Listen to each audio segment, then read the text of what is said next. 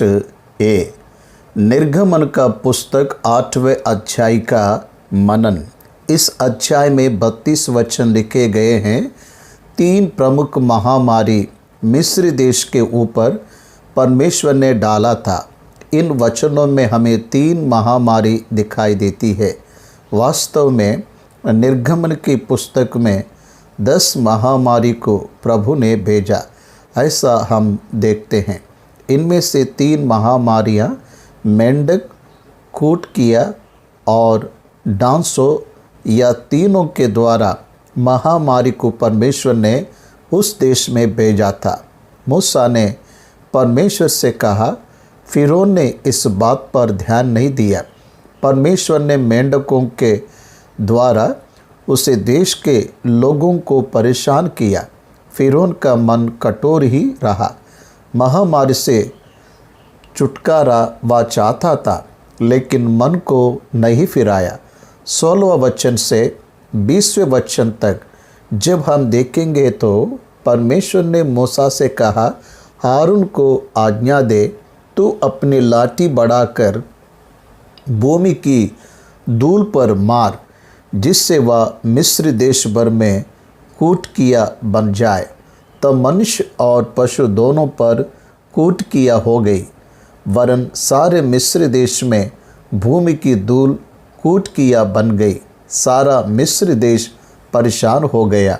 इस तरह से वे लोग पहले तो कहते कि हम परमेश्वर की बात मानेंगे, लेकिन बाद में वे नहीं माने। 21 वचन से 31वें वचन के बीच में डांसों के झुंड को प्रभु ने भेजा।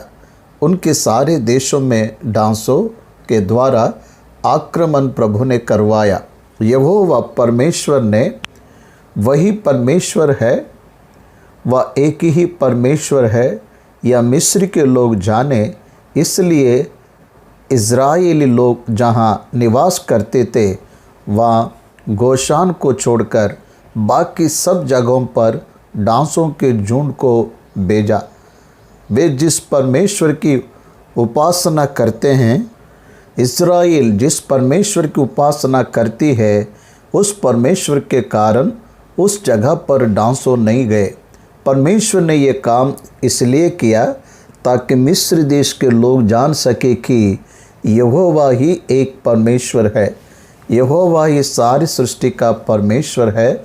इस तरह जब इस पूरे अध्याय को आप देखेंगे तो मेंढक, कूटकिया और डांसो, इनके द्वारा परमेश्वर ने मिस्री लोगों को परेशान किया, ऐसे हमें देखने को मिलता है।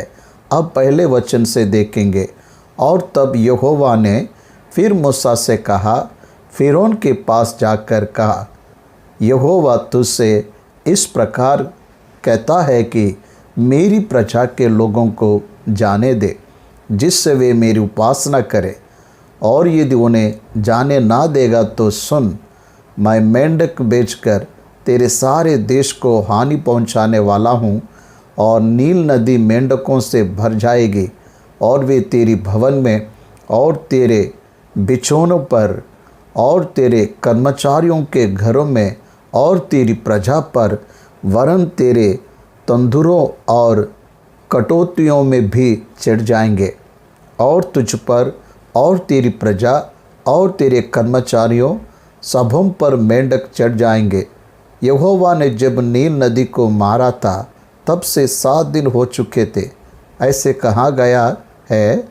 आरून और मूसा ने जल को लहू में बदला, ये हमें देखने को मिलता है। तेलुगु बाइबल में 8वें अध्याय का प्रारंभ यहोवा ने जल को मारा है, ऐसा हुआ। मनुष्य और परमेश्वर दोनों मिलकर काम कर रहे हैं। Partnership of God and human being. परमेश्वर के काम में कभी भी परमेश्वर और मनुष्य दोनों मिलकर रहने चाहिए। ये बाइबल के ग्रंथ में एक बड़ा सत्य है।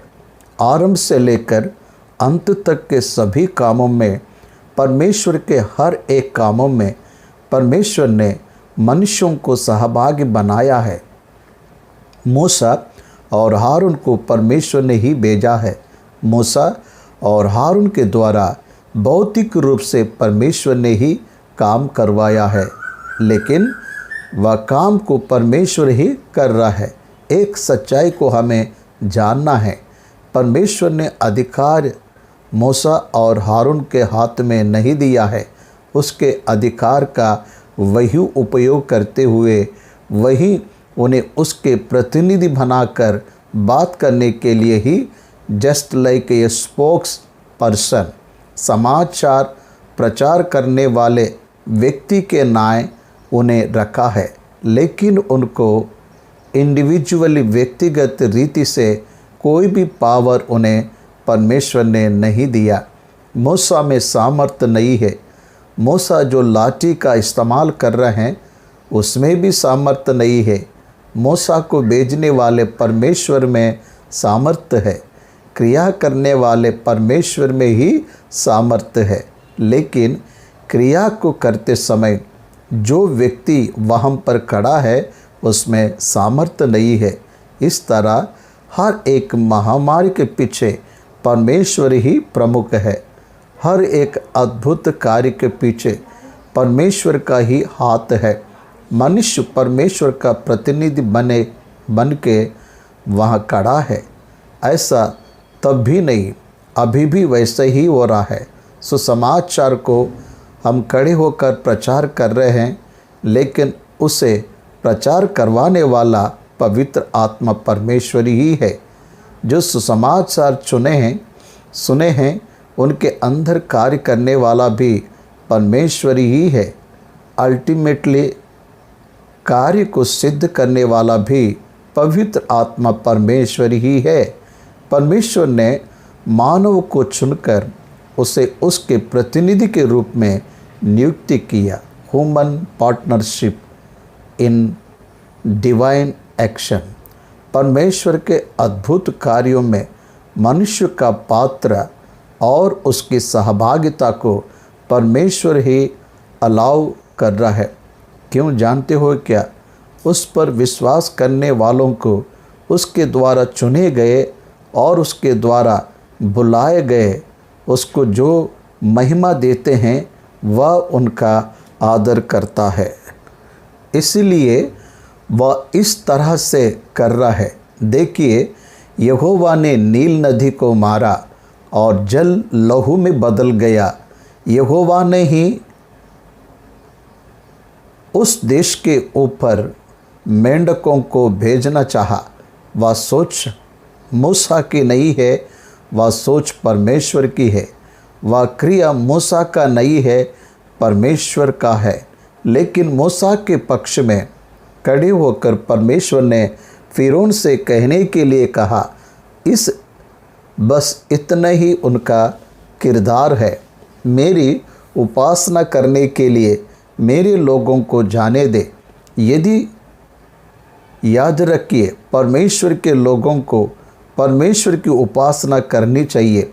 God's people must worship God. यह एक एग्रीमेंट है। यहोवा की स्तुति करना धर्मियों के लिए शोभायमान है। यह एक समझौता है। It is the agreement between God and human. Every believers has to worship the Lord. परमेश्वर की आराधना करना हर एक विश्वास की जरूरी है। इसलिए उसमें रुकावट डालने वाला कितना भी बड़ा क्यों ना हो, सजा का हकदार है। परमेश्वर के लोगों को परमेश्वर की आराधना करने से रोकने वाला परमेश्वर के द्वारा सजा को पाता है। इसका फिरौन एक अच्छा उदाहरण है। नील नदी मेंढकों से भर जाएगी और वे तेरे भवन में और तेरे बिछौने पर और तेरे कर्मचारियों के घरों में और तेरी प्रजा पर, वरन तेरे तंदुरों और कटौतियों में भी चढ़ जाएंगे और तुझ पर और तेरी प्रजा और तेरे कर्मचारियों सबों पर मेंढक चढ़ जाएंगे। यहोवा ही परमेश्वर है, ये बात को तो जाने, इसलिए ये मेंढक तुम्हारे ऊपर आएंगे। यहोवा ने आज्ञा दिया, ऐसे मूसा के कहने पर फ़िरौन ने उसको अंगीकार नहीं किया। 5वां वचन, फिर यहोवा ने मूसा को आज्ञा दी कि हारून से कह दे कि नदियों, नहरों और झीलों के ऊपर लाठी के साथ अपना हाथ बढ़ाकर मेंढकों को मिस्र देश पर चढ़ा ले आए। तब हारून ने मिस्र के जलाशयों के ऊपर अपना हाथ बढ़ाया और मेंढकों ने मिस्र देश पर चढ़कर उसे चा लिया। और जादूगर भी अपने तंत्र मंत्रों से उसी प्रकार मिस्र देश पर मेंढक चढ़ा ले आए। तब फ़िरौन ने मूसा और हारून को बुलवाकर कहा, यहोवा से विनती करो कि वह मेंढकों को मुझसे और मेरी प्रजा से दूर करे, और मैं इस्राएली लोगों को जाने दूंगा, जिससे वे यहोवा के लिए बलिदान करें। मेंढकों को तो बुलाया, लेकिन मेंढकों को भाग नहीं पाए, मेंढकों को बाहर निकाल नहीं पाए। मिस्र देश के तंत्र मंत्र ने मेंढकों को चढ़ा ले आया, लेकिन वह मेंढकों को भगाना ना सके। ध्यान दीजिए, दुरात्माओं के पास सामर्थ्य तो है, लेकिन उससे भी अधिक सामर्थ्य, परिपूर्ण सामर्थ्य परमेश्वर के पास है। ये हमें पता चलता है। मेंढकों को भगाने के लिए कह रहा है, तब मैं उन्हें बलिदान करने के लिए जाने दूंगा, उपासना करने के लिए जाने दूंगा, ऐसा फ़िरौन झूठ कह रहा है। तब मूसा ने फ़िरौन से कहा, इतनी बात पर तो मुझ पर तेरा घमंड रहे। अब मैं तेरे और तेरे कर्मचारियों और प्रजा के निमित्त कब विनती करूं कि यहोवा तेरे पास से और तेरे घरों में से मेंढकों को दूर करे और वे केवल नील नदी में पाए जाए। उसने कहा तेरे वचन के अनुसार होगा, जिससे तुझे ये ज्ञात हो जाए कि हमारे परमेश्वर यहोवा के तुल्य कोई दूसरा नहीं है। कल तक क्यों कह रहा है? कल इसलिए कह रहा है कि वह रात भर उसके लिए प्रयास करेंगे। देश के तंत्र मंत्र लोग मेंढकों को भगाने के लिए रात भर प्रयास करेंगे। तंत्र मंत्र के द्वारा वह उन्हें जीतना चाह रहा था, लेकिन मूसा उससे पहले ही कह रहा है वे लोग नहीं कर सकते। इसलिए तू मुझे बता कि मैं कब विनती करूं, उसके अनुसार मैं विनती करूंगा। Now the ball is in your court. तुम्हारे पास ही समस्या है। तू अगर उसमें से बाहर आना चाहता है तो परमेश्वर से विनती करूंगा, ऐसा मूसा ने फ़िरौन से कहा। 11 वचन, और मेंढक तेरे पास से और तेरे घरों में से और तेरे कर्मचारियों और प्रजा के पास से दूर होकर केवल नील नदी में रहेंगे। तब मूसा और हारून फ़िरौन के पास से निकल गए, और मूसा ने उन मेंढकों के विषय में यहोवा को दोहाई दी जो उसने फ़िरौन पर भेजे थे। और यहोवा ने मूसा के कहने के अनुसार किया, और मेंढक घरों, आंगनों और खेतों में मर गए, और लोगों ने इकट्ठा करके उनके ढेर लगा दिए, और सारा देश दुर्गंध से भर गया। परंतु जब फ़िरौन ने देखा कि अब आराम मिला है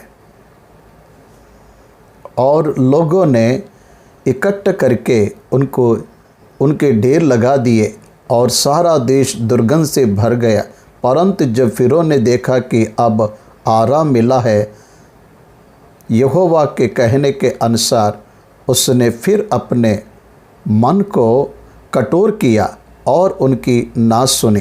फ़िरौन को आराम मिलने के बाद बात को टाल दिया, बात नहीं माना, कठोर मन का हो गया। उसके तंत्र मंत्रों ने मेंढकों को चढ़ा ले आया। तब उसने यही सोचा कि यहोवा भी इनकी तरह ही है। उसकी महानता को पहचाना पाया। पहचान ना पाया। उसके कठोर मन के अनुसार वह खड़ा रहा, उसने बात को टाल दिया। परमेश्वर ने ये देखा। यहाँ पर एक वचन को आप याद रखिए, आराम मिलने के द्वारा मन कठोर हो गया। बहुत से संदर्भ में बहुत से लोग उनके पापों के द्वारा होने वाली परिस्थितियों से जब परमेश्वर छुटकारा दिलाता है तब फिर जाकर उसी पाप में आगे बढ़ते रहते हैं, परमेश्वर के अनुग्रह को व्यर्थ कर देते हैं। 15वां वचन, परंतु जब फिरौन ने देखा कि अब आराम मिला है, तक यहोवा के कहने के अनुसार उसने फिर अपने मन को कठोर किया और उनकी ना सुनी। 16वां वचन से 20वें वचन तक के भाग में, और एक महामारी, ये क्रम के अनुसार तीसरी महामारी, इस अध्याय में दूसरी महामारी। फिर यहोवा ने मूसा से कहा, हारून को आज्ञा दे कि तो अपनी लाठी बढ़ाकर भूमि की धूल पर मार, जिससे वह मिस्र देश भर में कूट किया बन जाए। और उन्होंने वैसे ही किया, अर्थात हारून ने लाठी को ले हाथ बढ़ाकर भूमि की धूल पर मारा। तब मनुष्य और पशु दोनों पर कूट किया हो गई, वरन सारे मिस्र देश में भूमि की धूल कूट किया बन गई। तब जादूगरों ने चाहा कि अपने तंत्र मंत्रों के बल से हम भी कूट किया ले आएं, परंतु यह उनसे ना हो सका, और मनुष्यों और पशुओं दोनों पर कूट किया बनी ही रही।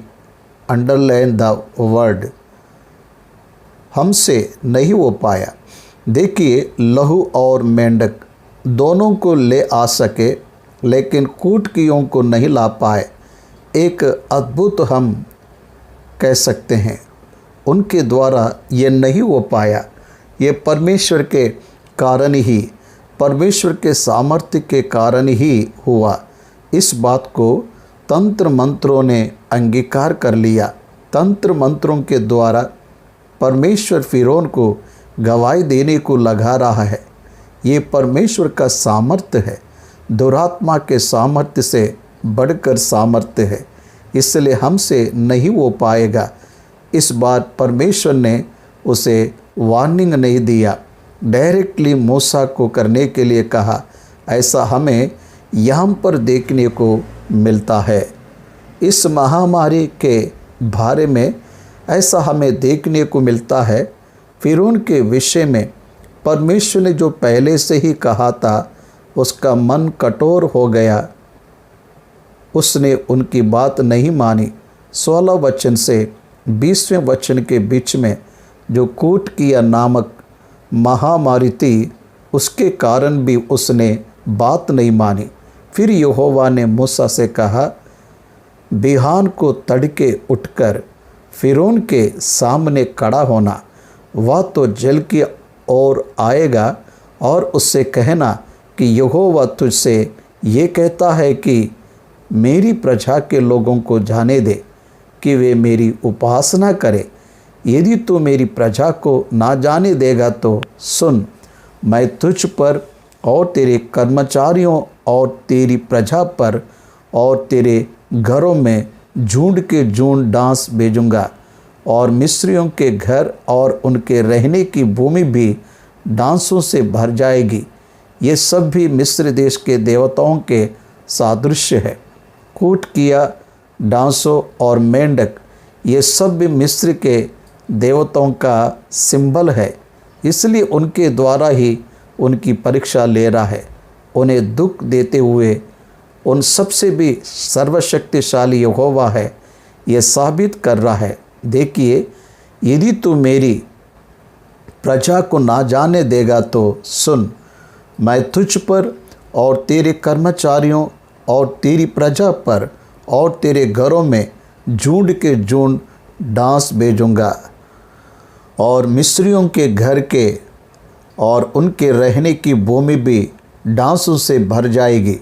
उस दिन मैं गोशेन देश को, जिसमें मेरी प्रजा रहती है, अलग करूँगा, और उसमें डांसों के झुंड ना होंगे, जिससे तू जान ले कि पृथ्वी के बीच में ही यहोवा है। यहोवा अपनी प्रजा की रक्षा करता है, उनकी सुरक्षा परमेश्वर करता है। वह तुझे महामारी के जाल से बचाएगा, ऐसा लिखा हुआ है। भजन संहिता 51 में भजनकार ने यहोवा को दृढ़ स्थान और चट्टान की तरह वर्णन करते हुए कहा है, महामारी से बचाने वाला है। इस तरह परमेश्वर यहाँ दिखाई देता है। इस तरह उसने परमेश्वर को पुकारा और उसकी स्तुति किया। इसका क्या कारण है? उस दिन मैं गोशेन देश को, जिसमें मेरी प्रजा रहती है, अलग करूँगा और उसमें डांसों के झुंड ना होंगे, जिससे तो जान ले कि पृथ्वी के बीच में ही यहोवा हूँ। और मैं अपनी प्रजा और तेरी प्रजा में अंतर ठहराऊँगा। यह चिन्ह कल होगा। वही परमेश्वर है, उसके अलावा कोई भी परमेश्वर नहीं है। पृथ्वी पर भी परमेश्वर के लोग परमेश्वर के द्वारा अलग किए हुए ही है। 24 आवर्स का टाइम दिया गया और यहोवा ने वैसे ही किया। और फिरौन के भवन और उसके कर्मचारियों के घरों में और सारे मिस्र देश में डांसों के झुंड भर गए और डांसों के मारे वह देश नाश हुआ। ये भयंकर डांस है। हमारे घर में जो दिखाई देता है वैसा डांस नहीं है। यह एक तरह से भयंकर स्थिति को ले आने वाले हैं, ऐसा हमें समझना है। झुंड के कारण देश नाश हो गया। इस पर फिरौन ने मूसा और हारून को बुलवा कर कहा, तुम जाकर अपने परमेश्वर के लिए इस देश में बलिदान करो। देखिए, इस देश में बलिदान करने को कह रहा है, या ये लोग दूर जाकर उपासना करने के लिए विनती कर रहे हैं। तो मूसा और हारून दूर जाने के लिए विनती कर रहे हैं। तो फिरौन कह रहा है, जाओ इस देश में ही बलिदान करो। थोड़ा सा फिरौन झुक गया। मूसा ने कहा, ऐसा करना उचित नहीं, क्योंकि हम अपने परमेश्वर यहोवा के लिए मिस्रियों की गुनित वस्तु बलिदान करेंगे। और यदि हम मिस्रियों के देखते उनकी गुनित वस्तु बलिदान करें तो क्या वे हमको पथराव ना करेंगे? हम जंगल में 3 दिन के मार्ग पर जाकर अपने परमेश्वर यहोवा के लिए जैसा वह हमसे कहेगा वैसे ही बलिदान करेंगे। बलिदान करते समय यहोवा के कहे अनुसार करना चाहिए, लेकिन राजा के अनुसार नहीं करना चाहिए। बलिदान करने का एक तरीका होता है, उस तरीका को यहोवा ने ही निर्धारित किया। उस तरीके से ही हमें परमेश्वर की उपासना करना है। मानव के तरीके परमेश्वर के लिए काम नहीं आएंगे। इस तरह से वे लोगों ने निर्धारित करते हुए फिरौन को बताया। फिरौन ने कहा, मैं तुमको जंगल में जाने दूंगा कि तुम अपने परमेश्वर यहोवा के लिए जंगल में बलिदान करो। केवल बहुत दूर ना जाना और मेरे लिए विनती करो। 3 दिनों की यात्रा है, ऐसा वे कह रहा है, तो ये दूर ना जाने के लिए कह रहा है। 1 दिन में जाके आ जाओ, पास ही रहो, दूर मत जाओ। उसका दुख याता इस्राएल देश से चले जाएंगे और मेरे देश में काम करने वाले अब नहीं रहेंगे। इसलिए उस तरह से बात कर रहे हैं। परमेश्वर के तरीके से ही हमें परमेश्वर की उपासना करना है। मानव के तरीके परमेश्वर के लिए काम नहीं आएंगे। इस तरह से फिरौन को बताया। तब मूसा ने कहा, सुन, मैं तेरे पास से बाहर जाकर यहोवा से विनती करूँगा कि डांसों के झुंड तेरे और तेरे कर्मचारियों और प्रजा के पास से कल ही दूर हो। पर फिरौन आगे को कपट करके हमें यहोवा के लिए बलिदान करने को जाने देने के लिए नहीं ना करे। अभी ही तो बात को नकार रहा है। फिरौन अभी तक तू हमें धोखा देते हुए आया। हर बार महामारी से बचने के लिए तू मंजूरी तो दे रहा है, फिर मना कर रहा है, लेकिन ऐसा नहीं चलेगा। निश्चय हम बता रहे हैं, हमें तुझे भेजना ही पड़ेगा। सो मूसा ने फ़िरौन के पास से बाहर जाकर यहोवा से विनती की, और यहोवा ने मूसा के कहे के अनुसार डांसों के झुंडों को फ़िरौन और उसके कर्मचारियों और उसकी प्रजा से दूर किया, यहाँ तक कि एक भी ना रहा।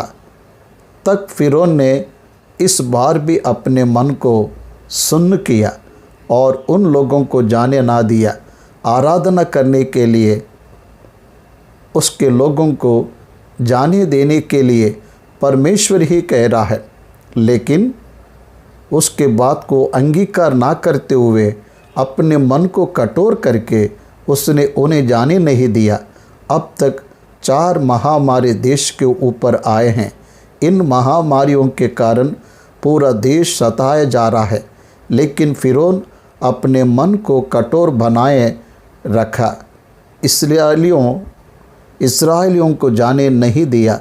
फ़िरौन ने का कठिन मन हर एक मानव का परमेश्वर के बातों पर अंगीकार ना करते हुए कठोर मन को ना रखना और परमेश्वर की बात को मानना ही इसमें हमें सीखना चाहिए।